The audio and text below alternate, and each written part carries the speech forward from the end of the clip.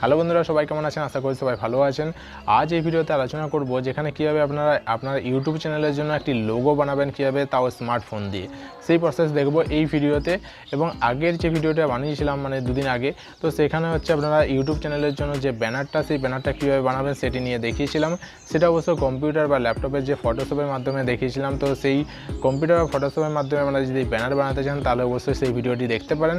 সেখানে হচ্ছে আমি আলোচনা করেছিলাম যেখানে লোগোটা এবং ব্যানারটা কীভাবে আপলোড করবেন সেটা নিয়েও আলোচনা করেছিলাম। সেই ভিডিওটি অবশ্যই আগে দেখুন। আর এই ভিডিওতে আলোচনা করবো যেখানে লোগোটা বানানোর পর আপনারা কীভাবে আপলোড করবেন, সেটা তো আগের ভিডিও থেকে আপনারা পেয়ে যাবেন। শুধুমাত্র এখানে লোগোটা কীভাবে বানাবেন আপনারা স্মার্টফোন দিয়ে, সেটি নিয়ে আলোচনা করবো বা দেখাবো। তো চলুন স্ক্রিন রেকর্ডার অন করে দেখবো সেই প্রসেসটা। তার আগে রিকোয়েস্ট করবো, চ্যানেল নতুন হলে অবশ্যই চ্যানেলটিকে সাবস্ক্রাইব করে রাখুন। স্মার্টফোন দিয়ে লোগো বানানোর জন্য আপনাদের ফটোশপ বা অন্য কোনো অ্যাপসের প্রয়োজন হবে না। আপনারা খুব সহজে স্মার্টফোন দিয়ে লোগো বানাতে পারবেন। যেখানে হচ্ছে এই লোগো ডিজাইনার বলে এই অ্যাপসটি আপনারা ডাউনলোড করতে পারেন, বা এই ধরনের অনেক অ্যাপস রয়েছে। তো লোগো ডিজাইনার এই অ্যাপসটা থেকে কিন্তু লোগো বানানো খুব সহজ, এবং এখান থেকে অনেক রকম ডিজাইন পাবেন যা ফ্রিতে পাবেন। তো এই লোগো ডিজাইনার এই অ্যাপসটা আপনারা যখনই ডাউনলোড করবেন, প্লে স্টোর থেকে ডাউনলোড করে নেবেন, সেখানে সার্চ করে তারপরে ওপেন করলে এই ধরনের একটা ইন্টারফেস ওপেন হবে।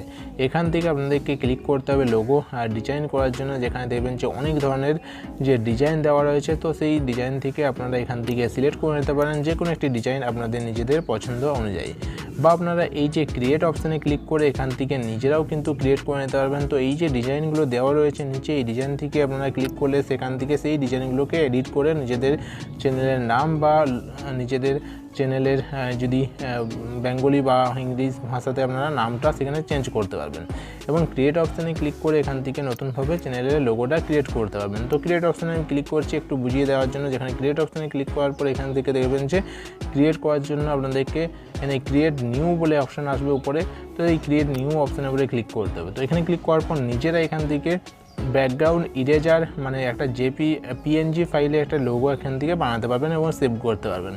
তো আমরা এখান থেকে সহজ পদ্ধতিতে দেখে নিতে গেলে এখান থেকে আমাদেরকে যে কোনো একটি এই যে ডিজাইনগুলো যেগুলো রয়েছে নিচে, তো সেখানের মধ্যে থেকে যে কোনো একটি ডিজাইনের আপনাদেরকে লোগো এখান থেকে চুজ করে নিতে হবে। তো এই ডিজাইনগুলো আপনারা অলরেডি এখান থেকে তৈরি করা থাকে, এগুলোকে আমাদের নিজেদের তৈরি করতে হয় না।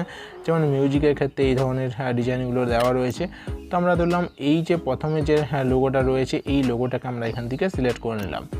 তো এই লোগোতে ক্লিক করলে দেখতে পাবেন এখান থেকে লোগোটা লোডিং হয়ে এটা হচ্ছে চলে আসবে, এই ধরনের দেখাবে।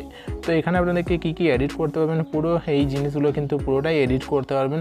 ধরলাম আমি এখানে নামটা হচ্ছে নিচে, এই নামটাকে আমি এখানে এডিট করে এখানে বসিয়ে দেবো, যেখানে হচ্ছে নিজে চ্যানেলের নাম আমি এখানে বসিয়ে দিলাম।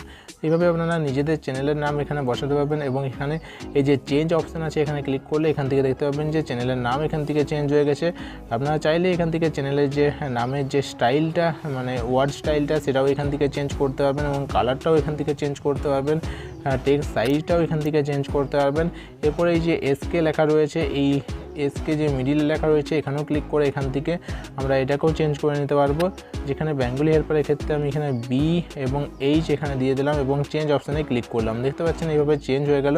তো এইচটাকেও আমি একটু ক্যাপিটাল, যেখানে স্মল রয়েছে, ঠিক আছে, এইভাবে চেঞ্জ হয়ে গেছে। আপনারা চাইলে দুটোকে ক্যাপিটাল করতে পারেন, বা এখানে ডট দিয়েও আপনারা লিখতে পারেন। যেখানে আমি ধরলাম এখানে ডট, তারপরে এখানে এইচ করে দিলাম, এইভাবেও আপনারা লিখতে পারেন। তো এইচটাকে আপনারা এখান থেকে চেঞ্জ করে নিতে হবে, যেখানে স্টাইলে গিয়ে এখান থেকে যে বিএইচ আছে এইভাবে কিন্তু চেঞ্জ করে নিতে পারবেন।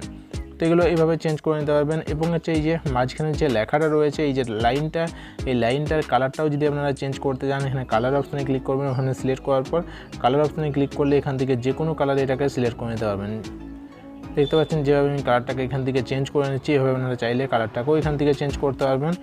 তো এই কালারটা চেঞ্জ করার পর এবার সাইডের যে মানে গোলাকার যেটা রয়েছে, যে ব্যাসটা রয়েছে বা গোল যে বৃত্তটা রয়েছে, সেটাকেও আপনারা চাইলে কালার চেঞ্জ করতে পারেন, বা সেটাকে যদি আপনাদের পছন্দ না হয় সেক্ষেত্রে এটাকে কিন্তু আপনারা এখান থেকে ডিলিটও করতে পারেন। এখানে সিলেক্ট করার পরে উপরে দেখবেন যে ডিলিট অপশান রয়েছে, ডিলিট অপশানে ক্লিক করলে এখান থেকে ডিলিট হয়ে যাবে। তো আমি তবে যে মোর অপশানটা আছে এর উপরে ক্লিক করবেন। ক্লিক করলে এখান থেকে দেখবেন যে অনেক ধরনের এখান থেকে অপশান চলে আসবে। এখান থেকে আপনারা 3D সিলেক্ট করতে পারেন বা শ্যাডো বানাতে পারেন, এবং এখানে স্ট্রাকচার রয়েছে, স্ট্রাকচারে সিলেক্ট করে আপনারা সেখান থেকে স্ট্রাকচার নিয়ে নিতে পারবেন। তো দেখবেন যে এখান থেকে ক্লিক করলে এখান থেকে অনেক ধরনের স্ট্রাকচার আছে। তো এগুলোর থেকে আপনারা যে কোনো একটি পছন্দের স্ট্রাকচার নিয়ে নিতে পারেন। এখানে ধরলাম আমি এটা স্ট্রাকচার একটা নিয়ে নিলাম।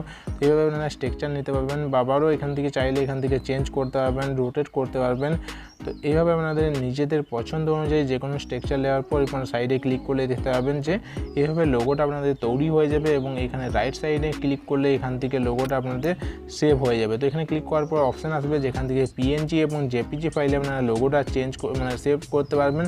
তোমরা এখান থেকে পিএনজি সাইজ যে পিএনজি ফরম্যাটে আমরা সেভ করে নেব, তো পিএনজি রেখে দেবো এবং এখানে যে ট্রান্সপোর্ট যে এইচডি কোয়ালিটিটা যেটা সেটা এখান থেকে আপনারা সিলেক্ট করতে পারবেন। তো আমরা এখান থেকে এইচডি সিলেক্ট করে নেব। তো এইচডি সিলেক্ট করার পর এখান থেকে আমরা ডাউনলোড অপশানে ক্লিক করব। তো ডাউনলোড অপশানে ক্লিক করলে দেখতে পাবেন যে এটি ডাউনলোড হয়ে গেছে এবং এটি চাইলে আপনারা শেয়ার করে নিতে পারেন। তো ডাউনলোড কমপ্লিট হয়ে গেছে। আপনাদের গ্যালারি থেকে আপনারা এরপর চ্যানেলে যেভাবে আমি ব্যানারটাকে আপলোড করা দেখিয়েছিলাম সেইভাবে আপনারা আপনাদের এই লোগোটিকেও উপরে যে অপশানটা ছিল সেখান থেকে আপলোড করতে পারবেন। তো বন্ধুরা, ভিডিওটি শেষ পর্যন্ত দেখার পর কী মনে হচ্ছে, যদি ভালো লাগে তাহলে অবশ্যই লাইক করে দেবেন। আপনাদের প্রত্যেকটা লাইক আমাদের মতো ছোটো ছোটো ইউটিউবারদের উৎসাহিত করে ভিডিও বানানোর জন্য।